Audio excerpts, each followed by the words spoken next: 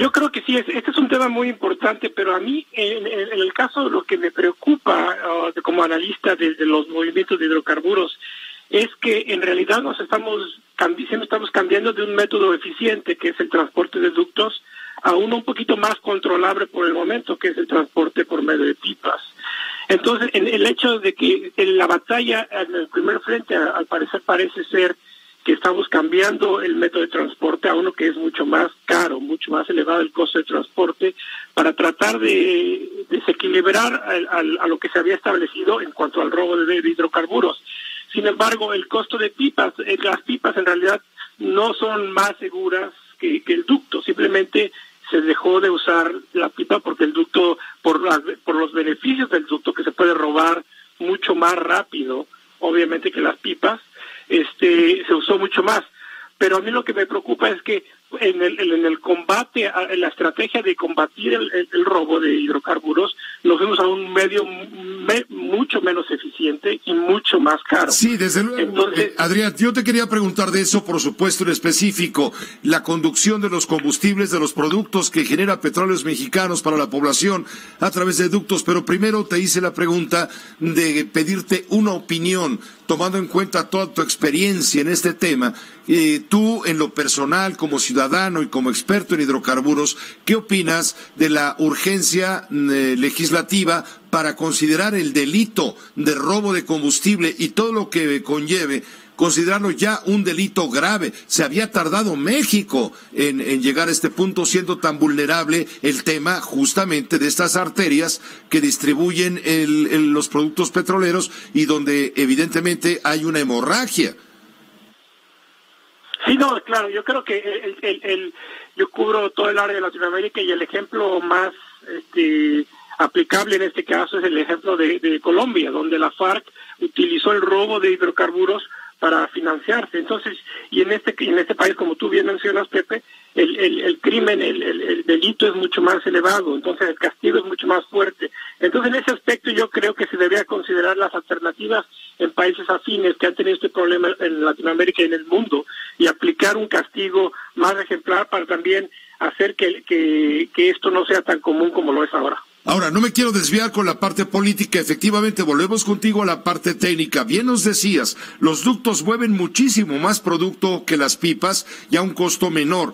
Las pipas, incluso se ha venido publicando, resultan a fin de cuentas, se calcula según expertos, hasta un 14% más caro, y no quiere decir que sean menos vulnerables, evidentemente, que los oleoductos. La pregunta va en el sentido de, ¿hizo bien el gobierno en cerrar los ductos para evitar el robo? ¿Hizo bien o debió haberse creado primero una solución mucho más estratégica, mejor pensada, para evitar que esto se tradujera en el desabasto que hemos padecido en los últimos 15 días por lo menos? Yo creo que este desabasto de gasolina, realmente la causa principal fue un desabasto en la imaginación y en la estrategia del gobierno, en planear, como tú bien dices, una estrategia que tiene un margen de error muy estrecho, en el cual es esta estrategia que se diseñó de vamos a cerrar los ductos y vamos a surtir todo por pipas, es temporal, y en el momento que se cierra el ducto empiezan a operar contrarreloj y muy rápidamente se les salió de control el asunto. Entonces, ¿qué significa?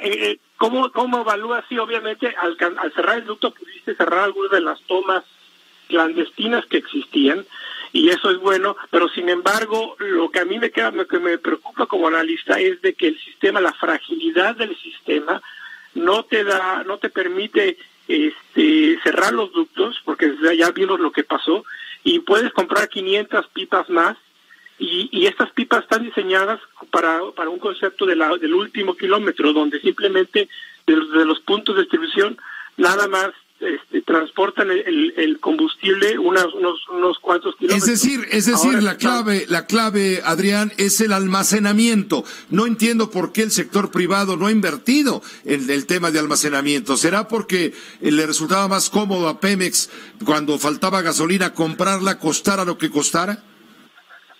Ese es un punto muy interesante.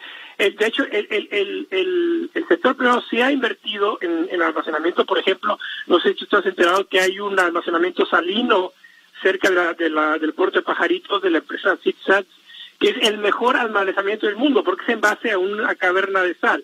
De hecho, tienen 4 cavernas, y las cuales Pemex tiene una contratada, pero para gas LP.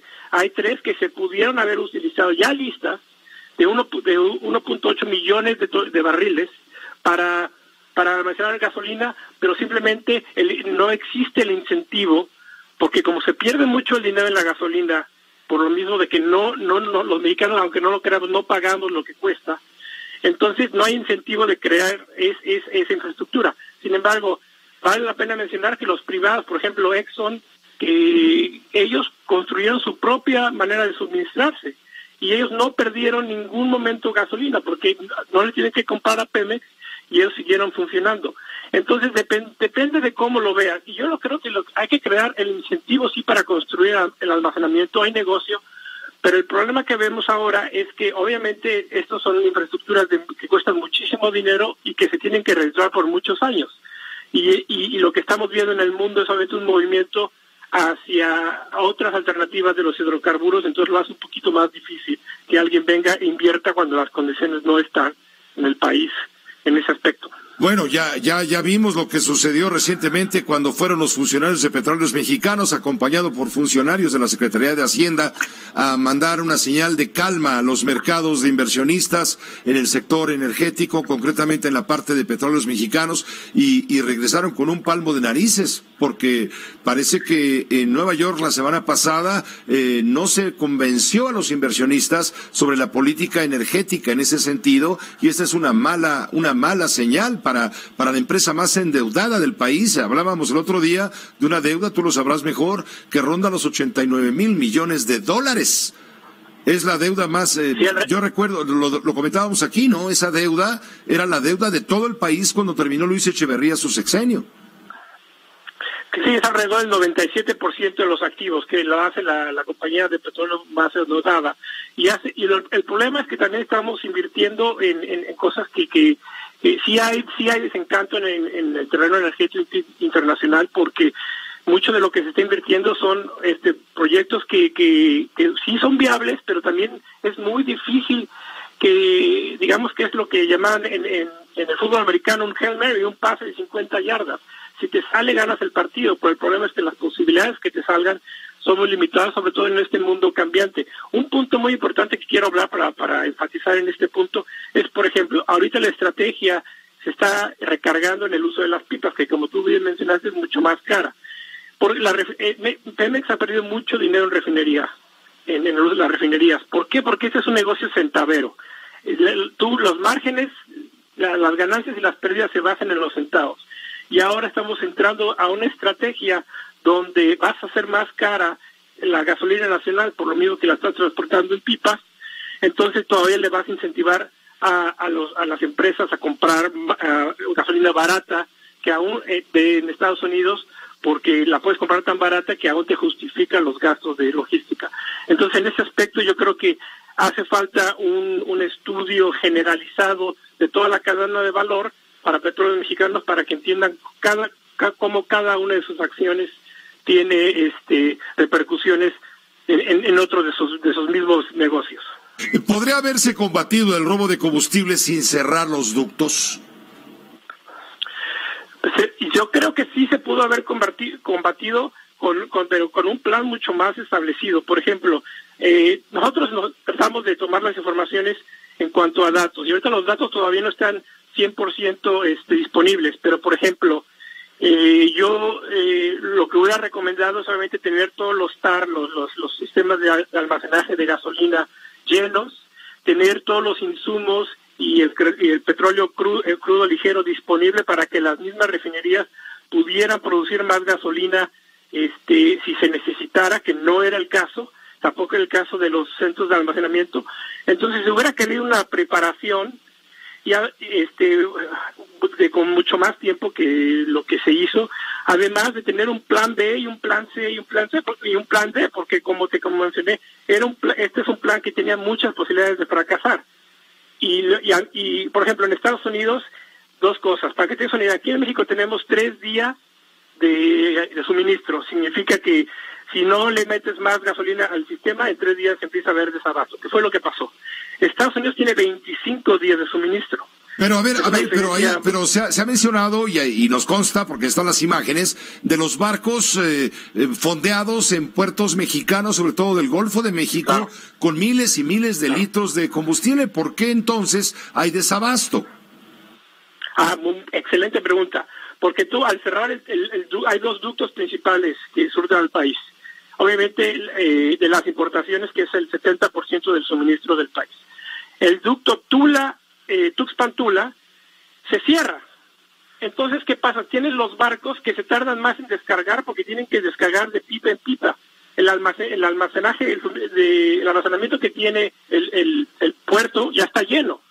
Entonces, se tardan mucho más los barcos en descargar. Entonces, está llegando el combustible, pero no pueden descargar, entonces se quedan ahí flotando esperando su turno. ¿Qué pasa? Cada día de retraso en cada barco cuesta $30,000 a $50,000. Y tenemos un congestionamiento estilo periférico en Polanco con los barcos porque no pueden descargar porque cerramos el ducto. Entonces, digamos que tenemos un sistema sin redundancia, de la redundancia en el estilo de ingeniería, que no podemos cerrar algo porque no tenemos manera de continuar con el sistema. Entonces, en ese aspecto, se compró la gasolina, estaba llegando, pero no la podíamos recibir.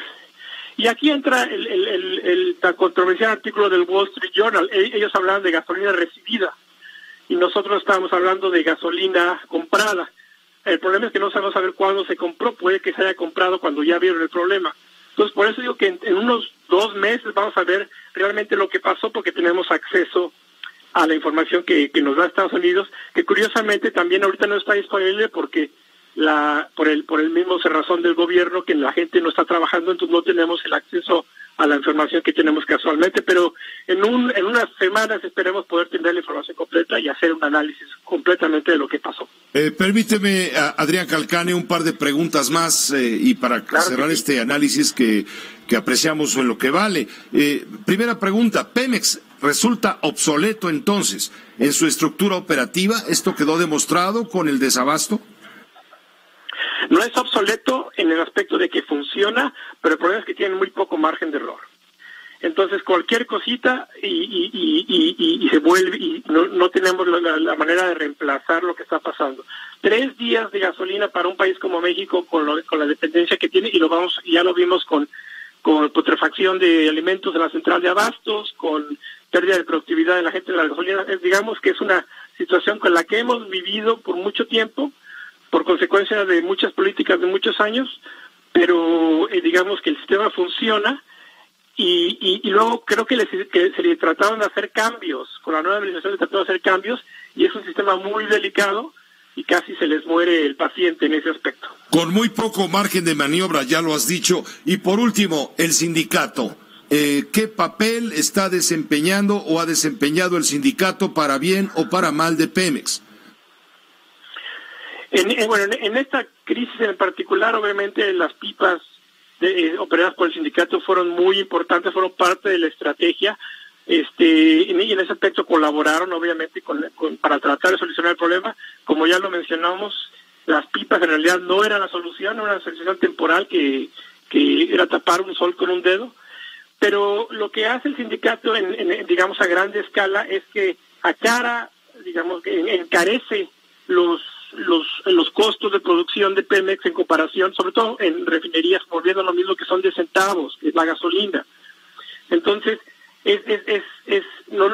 Pemex no produce tan eficientemente como debería por cuestiones de sindicato, que esa es una crítica que se debe hacer en el análisis de realmente Pemex está operando con el número de empleados que debería en cuanto a su producción, y eso son análisis mucho más importantes y mayores que se deben de hacer.